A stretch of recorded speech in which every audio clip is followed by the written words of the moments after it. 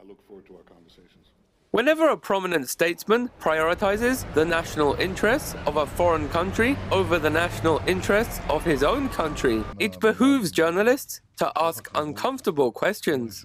And, in the case of Canada's Foreign Affairs Minister, John Baird, who prioritizes the national interests of Israel over those of Canada, it is his personal sexual orientation which is being honed in on by certain analysts. Currently, Canada's Foreign Minister is lecturing other countries on respecting the rights of homosexuals, while he and some of his colleagues, with the help of the media, appears to be concealing their own homosexuality, possibly to prevent them losing the support of certain Christian fundamentalists and other anti-homosexual groups, which tend to vote for John Baird's right-wing Conservative Party. I've engaged in discussions with people who know John Baird, people in his riding, and it's very clear that he makes no bones about the fact that he is gay in his own home turf.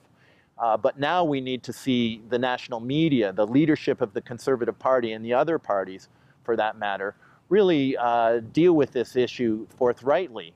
And of course, it's very difficult for the Conservative Party to deal with this issue forthrightly, given that the mass of hostility to gay rights is their own constituency, is the Christian fundamentalist base. Political analysts have drawn attention to the roles blackmail, a speciality of the Israeli Mossad, and sexual politics play in international diplomacy.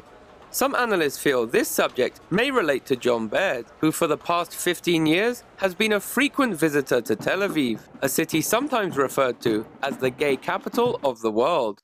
As some, and even many of you will know, Tel Aviv is one of my most favorite cities in the world. There was a policy that being homosexual, especially being closet homosexual, subjected one to blackmail. And although this seemed kind of tragic for the people whose careers were shortened or diminished, it was hard to deny that there was some kind of logic that blackmail is a really harsh weapon.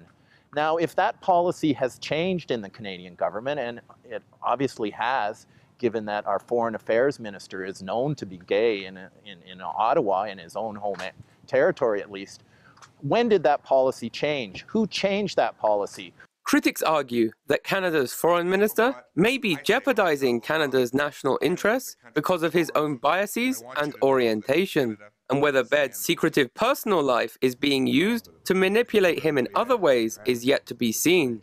What cannot be denied, however, is that there is a glaring contradiction displayed when Baird lectures anti-homosexual governments on homosexual rights abroad, while concurrently relying on people with such views for votes domestically.